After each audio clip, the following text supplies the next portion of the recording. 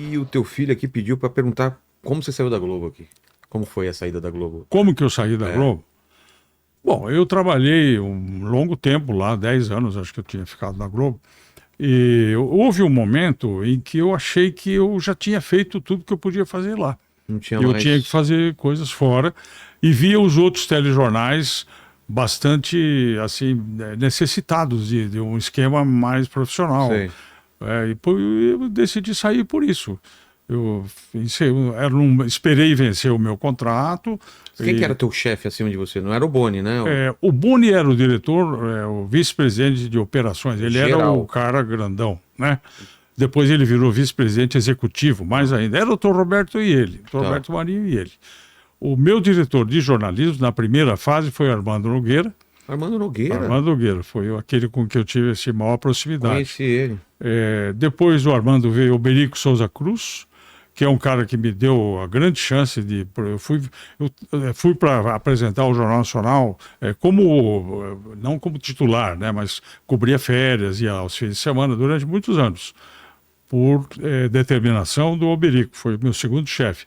Depois veio o Evandro Carlos de Andrade e depois veio o Schroeder, Carlos Roberto Schroeder, que foi o último diretor com quem eu trabalhei na Globo.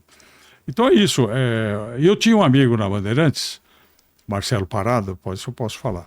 Ele era vice-presidente da Bandeirantes e ele falou, escuta, você não quer vir trabalhar aqui? Eu falei, mas Parada, eu vou fazer o quê na Bandeirantes? Eu já estou lá. Ele falou, não, nós estamos querendo mudar o jornal, estamos querendo melhorar, estamos querendo isso. Eu falei, eu topo. Aí eu fui. Aí fiquei pouco tempo na Bandeirantes, 2 anos, na verdade, e depois fui para o SBT.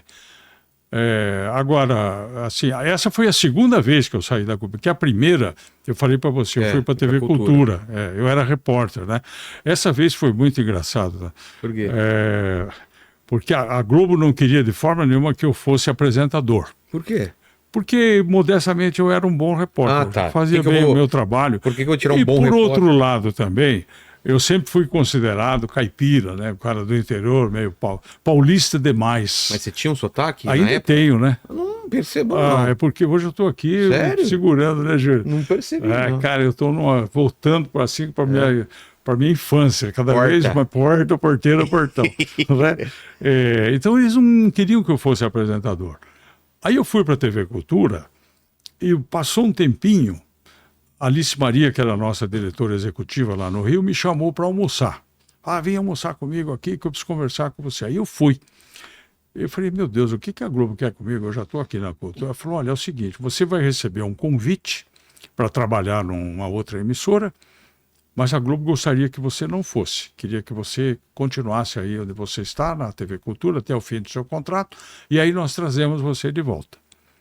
Eu falei, bom, quanto a trazer de volta ou não é uma outra história, mas quem é aqui? Eu não posso contar. Não posso falar quem é, não sei o quê. Aí o tempo foi passando, um belo dia ia começar no SBT o TJ Brasil, que trouxe o Boris Casoy. Então, um pouco antes deles contratarem o Boris, eles me chamaram, não me disseram que era para ser o âncora, tá? Mas era para trabalhar nesse jornal. E eu falei, não, eu já fui avisado lá pela Globo que ia acontecer isso, mas eu não vou ficar, porque eu estou na Cultura, eu quero continuar o meu contrato até o último dia, porque eu levei muita gente para lá e eu não vou deixar esse pessoal no meio da rua. Levou equipe. Então, nessa história, aí o Boris começou a fazer o jornal dele, teve um enorme sucesso. Né? Uma coisa de que me orgulho muito, o primeiro debate que nós fizemos na Globo, né, nessa época pós-moderna, aí, foi a eleição do Jânio Quadros contra o Fernando Henrique em 85. Eu fui o mediador do debate. E aí? Essa história da cadeirada que saiu... agora da Atena. Essa cadeira, ela foi para cima e para baixo. Lá, eu vi os banquinhos se erguendo. Sabe? Porque é o seguinte, o Fernando Henrique não foi no debate. Porque perdão, o Fernando Henrique foi, o Jânio que não foi. Por quê? Você sabe? Falou?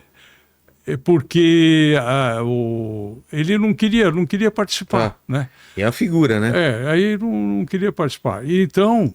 Bebo porque é líquido. Ele falou... sólido como meloia. Uma vez ele falou assim para mim, e jornalista Nascimento, o senhor está sacrificando o vernáculo.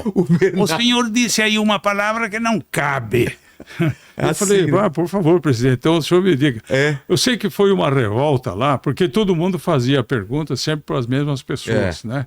E não fazia a pergunta para quem para os outros, os pequenos que estavam lá Os caras queriam esperando. fazer porque estava na frente. Aí houve uma revolta lá, sabe? Os caras ameaçaram bater, fazer. Ah, é? E eu Naquela época já era assim? Já aconteceu. E eu era o mediador, eu estava de ponto eletrônico. Tinha tido o primeiro debate na Folha. Sim. O primeiro debate na Folha foi super bem, tal, civilizado. Esse nosso lá na Globo começou a ter começo de briga. E eu caí num erro que depois eu aprenderia assim, o ponto eletrônico é para você se comunicar com as pessoas. Nunca repetir coisas ou dizerem para você o que você vai dizer. Porque você perde a naturalidade, às vezes você não compreende o sentido do que é aquilo. E eu, burro, eu comecei a repetir o que o meu chefe, um querido chefe do Gonzalez, um amor de pessoa. Mas na época, ele ficou tão indignado, ele falava, fala isso, fala aquilo. Só que quando eu falava, não era eu que estava falando. Então as pessoas não acreditavam naquilo. Sabe como é que é? Sei. Bom, então eu lembrei agora, né, que até o Tramontina, meu colega, que estava mediando aí no dia, né? Da cadeirada, não? Foi? Não, na cadeirada não. O dele foi o dia que deram um soco no assessor lá. Que saiu sangrando. É verdade. Da cadeirada, não. Era uma mulher, eu não lembro quem foi, uma jornalista. Tá. Mas... Ou não? Não, era da TV Cultura. Era da TV Cultura? Era o Leão Serva, não era? Que era não lembro. É isso? Confirmado. É isso mesmo. Tá. O Tramonta foi depois que ele expulsou lá o Marçal, e aí saiu o soco. Mas eu tive essa experiência lá atrás, ainda no comecinho de tudo, sabe? E aprendi, falei, não, mediação não, você tem que ser você. Você vai dizer o que vai acontecer ou não, não importa o que a mesa está falando lá em cima.